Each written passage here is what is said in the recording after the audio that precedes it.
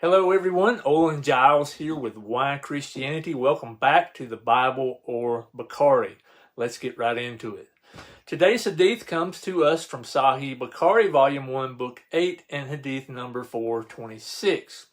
Now this Hadith is very similar to the last one that we looked at, and it begins by giving us a crash course on how to enter and exit the mosque. We're told that Muslims should enter with the right foot first and leave with the left foot first. Then Hadith number 426 goes on to say that the Prophet used to start everything from the right side whenever it was possible in all his affairs. For example, in washing, combing, or wearing shoes. End quote. And once again, I have to ask my Muslim friends, what on earth could this possibly help? What good is this? How does this help the world in any way?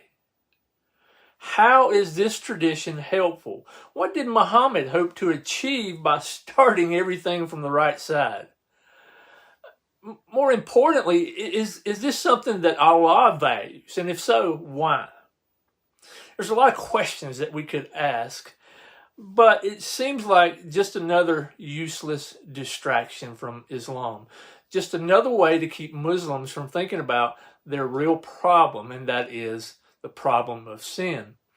You know, all you have to do is look around our world at the moment to know that mankind has a terrible problem. Mankind is suffering the evil of his own hands.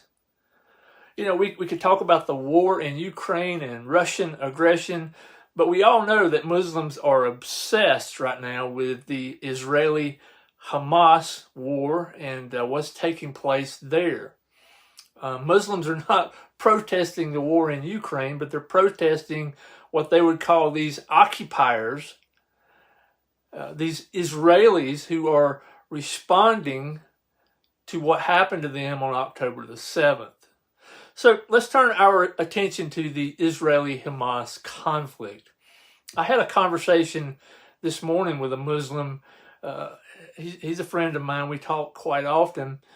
But he used terms such as genocide, occupiers, murder, and Nazis. And he appealed to a moral standard and had no problem at all judging Israel by this standard. But he didn't want to apply this same standard to Islam. You know, when Muhammad was asked about attacking a village containing innocent women and children, Bukhari Volume 4, Book 52, and Hadith number 256, has the Prophet saying, they are from them. That is, they are pagans. They are just from these pagans, and therefore you should just go ahead and attack them because of that. So, again, there's a double standard here. As Christians, we would say that Christians and Muslims are both made in the image of God, both valuable, just like every life is valuable. And everyone struggles with the same problem, and that is, again, the problem of sin. Meanwhile, Muhammad expresses his total disregard for non-Muslim life while telling Muslims to enter the mosque with your right foot. How absurd.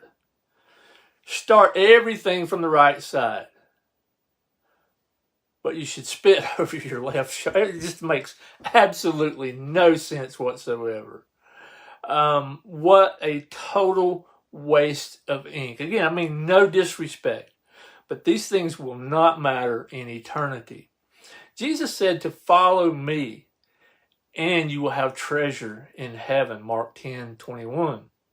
He scolded the Pharisees and scribes in Matthew 15:3 for following the commandments and traditions of men. Philippians 1:27 says to walk in a manner worthy of the gospel. You've heard me say it many times, but the gospel is the good news of Jesus Christ, the deity, death, and resurrection of Christ. What the God-man has done for us, for you and for me. So let me ask you this, in closing. Would the world be a better place if they followed Jesus or if they followed Muhammad? Once again, the answer is clear.